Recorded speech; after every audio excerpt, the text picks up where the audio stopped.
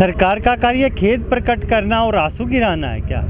आप बताएं, लोकतंत्र की कौन सी उसमें लिखा हुआ है, संविधान के कौन से आर्टिकल में लिखा हुआ है कि प्रधानमंत्री का कार्य सिर्फ खेद प्रकट करना और आंसू गिराना है? नहीं, फौरी तौर पे क्यों मनाते हैं? वो तो आपको लगता है। सरकार को जाके देखिए, सरकार को अंदर टेंशन हुई पड़ी है, ये आंसू क्यों आ रहे हैं, ये ड्रामे क्यों कर रहे हैं? कहीं भी पूरी दुनिया में देखिए, यूएसए के राष्ट्रपति रोए, प्रधानमंत्री रोए, या यूरोप के कहीं के स्वीडन, ऑस्ट्रेलिया, नीदरलैंड, बहुत से देशों में आपदाएं आई, उन्होंने काम किया या आंसू बहाए।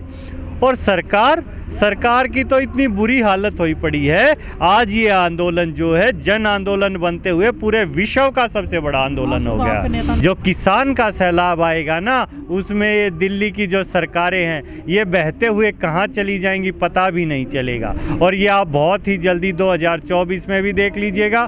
अभी आपने बंगाल में देखा है, और 22 में आपको उत्तर प्रदेश में, उत्तराखंड में, पंजाब में, गुजरात में जो इनका गृह क्षेत्र है वहाँ पर भी किसान दिखाएगा कि किसान की ताकत क्या है। नहीं, क्या कौन आदमी कौन है? हाँ, किसान तो कर ही रहा है। किसान, देश के हालात खराब है तो किसान ही तो सड़कों पर है। लेकिन मोदी क्यों जिम्मेदारी नहीं ले रहा है? 19 में जाइए आप, ज़्यादा समय थोड़ी हुआ, 2 ही साल हुए हैं। अब की बार मोदी सरकार। जब मोदी अपना नाम आगे क्यों लेके आ रहे थे? आज जिम्मेदारियों का वक्त आया तो पीछे हट जाते हैं। जब चुनाव का समय आता है तो अपनी फ़ोटो लेके आगे आ जाते हैं। प्रचार का समय आता है तो आगे आते हैं। 18 घंटे की आप बात करते हैं तो आगे आते हैं। आप उस 18 घंटे में बताइए ना कार्य क्या है। अगर किसी भी बुद्धिजीवी से, पढ़े लिखे स्कूल के बच्चे से पढ़ेंगे तो वर्क डन का जो फार्मूला है फिजिक्स का, वो कीजिए। दीवार को 18 घंटे धक्के लगाने से कार्य नहीं होता। कार्य होता है डिस्प्लेसमेंट, कितना गया, कितने टाइम में गया। तो work is done by our prime minister is equal to 0। तो वो जो 18 घंटे बर्बाद कर रहे हैं वो इस देश के बर्बाद हो रहे हैं। उन्हें ये पता होना चाहिए कि क्यों देश के 18 घंटे बर्बाद करें। इस्तीफा दें और किसी अच्छे व्यक्ति को वहाँ लेके आए। अरे बिल्कुल, आपने मेरी बात का जवाब ही दे दिया कि हेलीकॉप्टर नहीं उतरने देते हैं। भाई, हेलीकॉप्टर से ही क्यों आते हैं? वो तो गरीब हैं, झोला उठा के चले जाएंगे। आज वो हेलीकॉप्टर और हवाई जहाज किसका दिया हुआ है? वो हमारे टैक्स के पैसे से जाता है। इस देश के आम नागरिक के टैक्स के पैसे का यूज़ कर रहे हैं। और किसान तो आपदा के समय में मज़दूरों को रोटी खिला रहा है, ऑक्सीजन के सिलेंडर बांट रहा है। और वो क्या कह रहे हैं? वो भाइयों और बहनों वाले सिर्फ 2 व्यक्तियों के लिए वो इस देश का सौदा करेंगे क्या? हैसियत है क्या उनकी देश का सौदा करने की? ये देश ना बिका है, ना झुका है और ना झुकेगा। किसान इसके पीछे खड़ा है, और किसान इस देश की आत्मा ही नहीं, रीढ़ है। और इन 2 व्यक्तियों को, जो सिर्फ 2 व्यक्तियों का फायदा करना चाहते हैं, उनको तोड़ देगा। आप देख लीजिएगा, ये सरकार भी जाएगा और ये जो व्यक्ति हैं ये कहाँ चले जाएंगे पता भी नहीं चलेगा।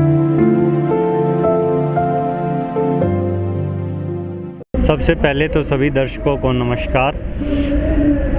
किसान जो है आज देश की राजनीति को, देश की अर्थव्यवस्था को और देश की स्वास्थ्य व्यवस्था, शिक्षा व्यवस्था को बहुत अच्छी से समझता है। उसे यहाँ का बुद्ध पूर्णिमा का भी पता है। उसे ये भी पता है कि 26 तारीख को ही मोदी सरकार के 7 साल पूरे हो रहे हैं, 6 महीने पूरे हो रहे हैं। जो एक आंदोलन सर्दियों में शुरू होकर गर्मियों में पहुंच गया है, तो इसके लिए सरकार को शर्म आनी चाहिए कि उसके देश का किसान, अन्नदाता आज बॉर्डर्स पर बैठा है। लेकिन किसान भी ध्यान रखता है। किसान को पता है बुद्ध पूर्णिमा है, तो किसान पहले उस दिन हर जगह स्टेज पे बुद्ध पूर्णिमा मनाएगा। सभी का सम्मान करते हुए हम यहाँ पहले बुद्ध पूर्णिमा का त्यौहार मनाएंगे। और सरकार ने जो 6 महीने हमें यहाँ बिठाया है, उसके विरोध में हम अपना काला पट्टा बांधकर प्रदर्शन करेंगे, काले झंडे दिखाएंगे और सरकार का पुतला गांव-गांव में जलाएंगे। नहीं, सरकार को हम प्रदर्शन कर रहे हैं, ये हमारा संवैधानिक हक है। सरकार आज के दिन तानाशाह के रूप में चल रही है, जबकि किसान आज के दिन में लोकतांत्रिक रूप से चल रहा है। किसान को पता है किसान भारत के संविधान का सम्मान करता है, भारत के हर नागरिक का सम्मान करता है। ये किसान की ही जिम्मेदारी है जो आज पूरे भारत का पेट भरता है। लेकिन सरकार की जिम्मेदारी क्या है? सरकार की जिम्मेदारियां कौन तय करेगा? सरकार की जिम्मेदारी वहाँ कमरों में बैठकर एसी में बैठकर अपने मन की बात कहने की नहीं होती। सरकार की जिम्मेदारी लोगों के मन की बात सुनने की होती है, देश के हालात के बारे में जानने की होती है। देश के किसान को अगर कोई प्रॉब्लम है तो उसका सॉल्यूशन करने की जिम्मेदारी सरकार की होती है। सरकार को सुनना चाहिए। देश में स्वास्थ्य सेवाओं का जो बुरा हाल है उसकी जिम्मेदारी सरकार की बनती है कि वो क्यों है, क्योंकि देश के हर नागरिक को अच्छी स्वास्थ्य सेवाएं देने का कार्य भारत सरकार और प्रदेश सरकारों का है। आप ये बताएं कि आप मोदी जी की तरफ से प्रश्न पूछ रहे हैं या मीडिया की तरफ से? उनका घोषणा पत्र देखिए, हर पार्टी का एक घोषणा पत्र जारी होता है। उन्होंने बहुत ही किए थे। 2022 में किसान की आय दोगुनी करने का कार्य कब किया गया था? 19 के बाद ही तो 2022 आएगा। बहुत से कार्य उन्होंने जो वायदे थे वो किए, लेकिन वो कार्य के रूप में संपन्न नहीं हो पाए। हाँ, किए आय दोगुनी करने का, लेकिन खर्चा दोगुना कर दिया, आय आधी रह गई। आय तो बची ही नहीं है आज किसान की। आप खाद के रेट देख लीजिए, आप पेट्रोल डीजल के रेट देख लीजिए, किसान की जो लागत देख लीजिए, यूपी के अंदर बिजली के बिलों की लागत देख लीजिए। किसान क्या करेगा? किसान के बच्चे भी स्कूल में पढ़ते हैं। आज की स्वास्थ्य सेवाओं की हालत देखते हुए आपको लग रहा होगा कि उसे भी स्वास्थ्य की ज़रूरत है। और जिस देश में ऑक्सीजन का सिलेंडर 10-10 हज़ार रुपये में बिकने लग जाए तो आप सोचिएगा कि कैसे एक घर का खर्चा चलेगा। 2 एकड़ का किसान जो 84% हिंदुस्तान के अंदर है, 1 एकड़ में मुश्किल से 20 क्विंटल अनाज उत्पन्न होता है। गेहूं की ही हम बात करें जिसका MSP 40,000 रुपये से कम होता है। संविधान में रहते हैं, लोकतंत्र में रहते हैं, लोकतांत्रिक तरीके से ही हम बिल्कुल चोट देंगे। और दूसरा तरीका अब मैं कहूँगा कि वो मत अपनाएं, मत मजबूर करें हमें दूसरा तरीका अपनाने में, क्योंकि दूसरे तरीके के तो हम बचपन से ही माहिर हैं, उसमें तो हम बहुत पहले से ही मजबूत हैं। हिंदुस्तान का इतिहास उठाकर देखेंगे तो हरियाणा, पंजाब, आज़ादी का इतिहास देखेंगे तो यहाँ के 64% शहीद हैं। क्यों ना दें? क्या लगता है आपको हम डर जाएंगे, सहम जाएंगे? अरे हमने बहुत बड़ी बड़ी ताकतों को हिलाया है, मुग़लों से लेकर चंगेज़ खान से लेकर सिकंदर से, उनको उनकी औकात बताई है। तो ये सरकार जो किसानों की नहीं मानेगी। हम अपने देश के वासी हैं और इस देश को बचाने का काम सदियों से किसी ने किया है तो किसान ने किया है। सरकार आज हमारी बात मान ले, आज फिर कर लेंगे।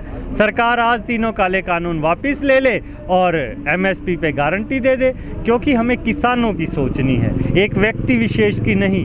आंदोलन बहुत बड़ी चीज़ होती है। यहाँ 300 से ज़्यादा किसान शहीद हो गए हैं। आप उन परिवारों के बारे में सोचिएगा। हम जब लड़ते हैं तो इस देश की लड़ाई लड़ते हैं, अपनी पर्सनल लड़ाई हम इनकी तरह नहीं लड़ते कि मोदी और शाह सिर्फ अपने 2 मित्रों के लिए फ़ायदा पहुंचाने के लिए ऐसा काम करते हैं, और वही मित्र फिर फ़ायदा पहुंचा के बीजेपी के अकाउंट में 2250 करोड़ रुपए तक डाल दिए जाते हैं। कहाँ से पैसा आ रहा है? ओमदेव जी, विरोध तो हर जगह हो रहा है, लेकिन हरियाणा थोड़ा ज़्यादा उग्र लग रहा है आपको। कर्नाटक में हो रहा है, केरल में हो रहा है। आप इस बॉर्डर्स पर इंटरव्यू लेंगे, यहाँ केरल से महिलाएं आई हुई हैं, साउथ इंडिया से हैं, पूर्वी भारत से हैं, सब जगह है। ये आंदोलन एक बहुत व्यापक रूप ले चुका है। हाँ, हम बार बार कहते हैं हरियाणा हरियाणा, लेकिन आप ये बताइए, एक तो ये या तो मनोहर लाल को सरकार कहना इनको छोड़ दीजिए। जब हरियाणा में चल ही जनता की रही है, जनता ही लॉकडाउन को खोल देती है, फिर इस सरकार के मायने क्या हैं? क्या सरकार ये पदों नहीं है, वो सिर्फ पदों पर बैठे हैं, पदों पे बैठे अपने वेतन और भत्ते ले रहे हैं। उनका जो कार्य है वो किसान कर रहा है। किसान ही लॉकडाउन को खोल रहा है, किसान ही लॉकडाउन की पालना कर रहा है। सरकार तो कानून के नाम पर डरा रही है।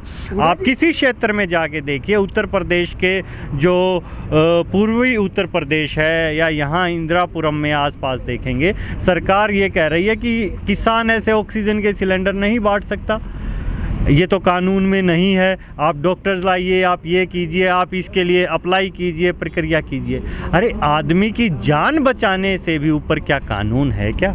आज किसान ही बीमारी से देशवासियों की जान बचा रहा है, और सरकार कानून का डर दिखा के कह रही है कि आपको लाइसेंस लेना पड़ेगा। तो आप देख लीजिए सरकार देश को बचाने के लिए है या देश को मिटाने के लिए। हमने रेलवे के टाइम भी विरोध किया, हमने जो भेल बिक रही थी तब भी विरोध किया, लेकिन एक समय होता है जब पैर में उंगली में चोट लग जाती है तो पहले फ़र्स्ट एड करते हैं। आपने सुना होगा फ़र्स्ट एड सभी को स्कूल में सिखाई जाती है। तो जो फ़र्स्ट एड है भाई, पैर पे मिट्टी लगा के किसान ही काम चला लेता है। किसान तब तक नहीं आता जब तक उसकी मजबूरी ना हो जाए अस्पताल जाना है। बहुत बड़ा दिल होता है किसान का, सब्र बहुत ज़्यादा होता है किसान में। तो किसान ने इतना सब्र किया, कोई बात नहीं, हम अभी तक इनको नहीं छेड़ेंगे, लेकिन जब सब्र की इंतहा होगी तो किसानों ने सत्ता भी पलटी है, और ऐसे सत्ताधारी जो तानाशाह बनते हैं उन तानाशाहों को भी पलटा है। और यहाँ भी सरकार बार बार कह रही है कि बात कर लो, और सरकार अगर बात करना चाहे तो हम करेंगे, लेकिन कुछ कंपनी के मैनेजर से बात नहीं करेंगे। समझिएगा बात को, सरकार देश की होती है, सरकार मेरी भी है, आपकी भी है, सभी की है। सरकार दो कॉरपोरेट्स की नहीं है। जब तक वो दो कॉरपोरेट्स की बात रखेंगे हम बात नहीं करेंगे। सरकार किसान की और इस देश की जनता की बात करेगी, हम बात करेंगे भी और मानेंगे भी। हम किसके लिए लड़ रहे हैं? देश की जनता के लिए और देश के लिए। हर देश का नागरिक की सरकार में उतनी ही साझेदारी है जितनी ये दो व्यक्ति विशेष सोच रहे हैं, और उनसे हम देश को झुकने नहीं देंगे। देश का सम्मान बरकरार रहेगा, और ये देश सदियों से ऊपर रहा है। देश ऐसे ही आगे बढ़ता रहेगा, और इसको बढ़ाने का जिम्मा सिर्फ और सिर्फ किसान लेगा।